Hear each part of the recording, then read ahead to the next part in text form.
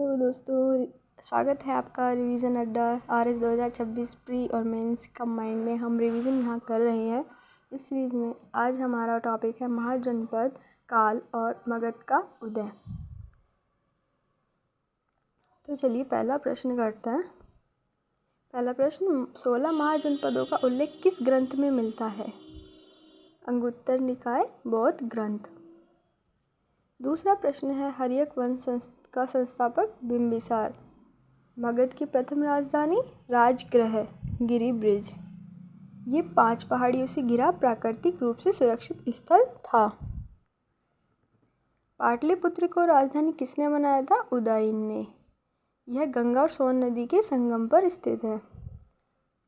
अंग महाजनपद की राजधानी चंपा, वज्जी की राजधानी वैशाली।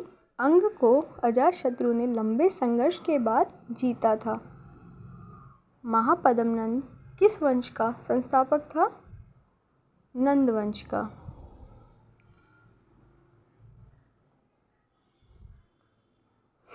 और इसने अनेक क्षत्रिय राज्यों को जीतने के कारण इसे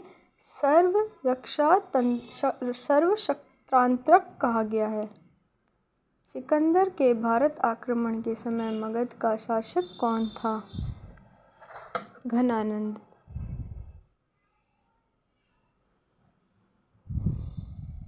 मगध के उत्थान का सबसे महत्वपूर्ण प्राकृतिक कारण कौन सा था?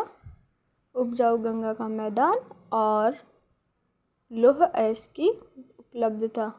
अजातशत्रु ने किस गणराज्य को पराजित किया था? वज्जी संघ को।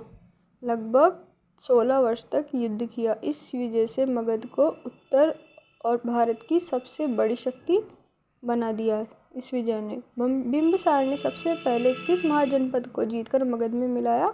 अंग को। अंग की राजधानी चंपा। बिंबिसार ने राजा ब्रह्मदत्त को यहाँ हराया था। इससे लाभ हुआ, पूर्वी व्यापार मार्ग प्रशस्त हुआ। अजातशत्रु ने वज्जी संघ को हराने के अजातशत्रु द्वारा प्रयुक्त नए युद्ध उपकरण कौन से थे? महाशिलांकटक और रसमूल। प्रथम बौद्ध संगति अजातशत्रु की काल में हुई, सेकंड बौद्ध संगति कालाशोक के काल में, थर्ड अशोक के में और फोर्थ कनिष्क के। महाजनपद गणराज्य था वज्जी। अंग की राजधानी चंपा, वज्जी की वैशाली, अवंती की कौशाम्बी। अब कालक्रम थोड़ा जो हमें याद रखना चाहिए वो है बिंबिसार, अजातशत्रु, उदयन, शिशुनाग, कालाशोक, महापद्मनंद और घनानंद। किस शासक ने अवंती को मगध में मिलाया? शिशुनाग ने। निम्नलिखित में से कौन सा महाजनपद गंगा घाटी में स्थित नहीं था? गांधार। काशी की राजधानी वाराणसी, कौशल की श्रावस्ती, अवंती की उज्जैनी, गांधार की वैशाली।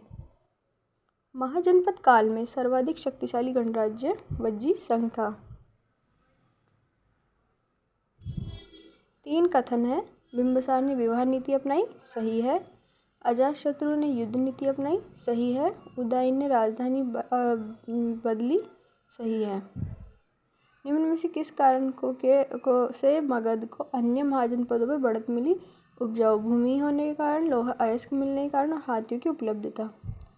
मगध वंश क्रम: हर्यक, शिशुनाग, नंद और मौर्य। महाजनपद बड़ा राज्य, जनपद बड़ा राज्य होता था तो महाजनपद कहते थे। दक्षिण भारत में स्थित महाजनपद अश्वक।